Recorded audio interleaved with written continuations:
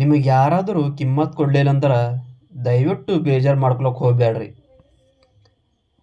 ಯಾಕಂದ್ರೆ ಪಾಪ ಕತ್ತೆಗಳಿಗೆ ಏನು ಗೊತ್ತಾಗಬೇಕು ಕಸ್ತೂರಿ ಪರಿಮಳ, ಗುಜರಿ ವ್ಯಾಪಾರಿಗಳಿಗೆ ಏನು ಗೊತ್ತಾಗಬೇಕು ವಜ್ರದ ಮೌಲ್ಯ. ಚಿನ್ನ ಟಿಜರಿ ಒಳಗಿದ್ದರೆ ಚಿನ್ನನ, ಗುಜರಿ ಒಳಗೆ ಬಿದ್ದರೆ ಚಿನ್ನನ.